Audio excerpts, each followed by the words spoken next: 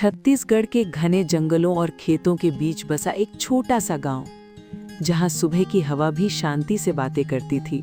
इसी गांव में रहता था आर्यन, सीधा साधा, समझदार और हर बात को गहराई से सोचने वाला युवक।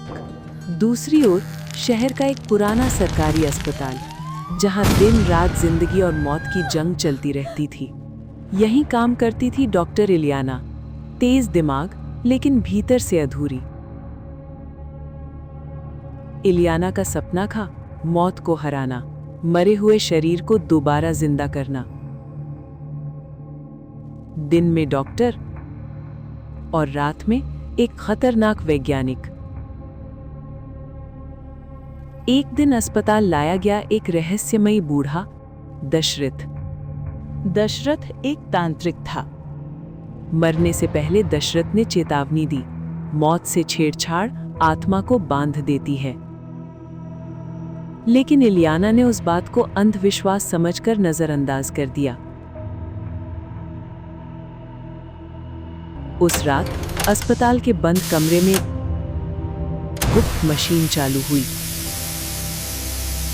मशीन से निकलती अजीब रोशनी और इलियाना की आंखों में पागलपन। अचानक कुछ गड़बड़ हो गया।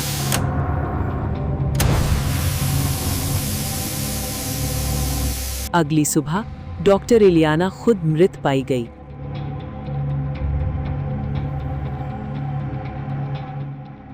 केस बंद कर दिया गया, लेकिन कहानी यहीं खत्म नहीं हुई। कुछ दिनों बाद गांव के कब्रिस्तान से अजीब आवाजें आने लगी। तभी प्रकट हुई एक औरत, आधी डॉक्टर आधी चुड़ैल। खेत सूखने लगे, पशु मरने लगे, बच्चे रात में डर के मारे रोने लगे, कुएं का पानी काला पड़ गया। रात के सन्नाटे में एक ही आवाज, मेरा प्रयोग अधूरा है। पूरा गांव दहशत में था। लोगों ने दरवाजे बंद कर लिए। बुजुर्गों ने कहा, ये आत्मा बंधी हुई है। आर्यन सब चुपचाप देख रहा था और समझ रहा था।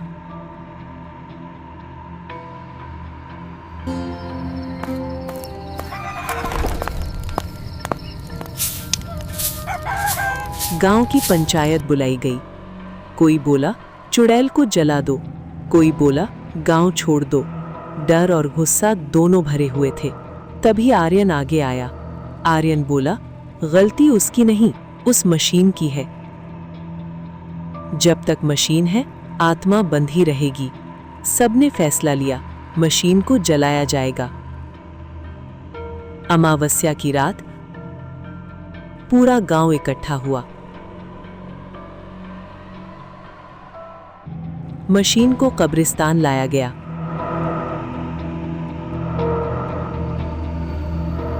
तभी चुड़ैल प्रकट हुई। इस बार उसकी आंखों में गुस्सा नहीं, दर्द था। आर्यन ने मशाल उठाई। मशीन को आग लगा दी गई। आग के साथ एक चीख।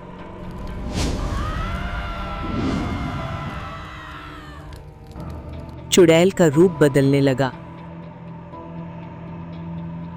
वो फिर डॉक्टर इलियाना बन गई। इलियाना बोली, मुझे माफ कर देना।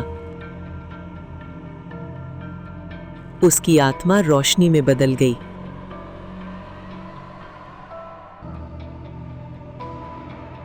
अगली सुबह गांव फिर से शांत था।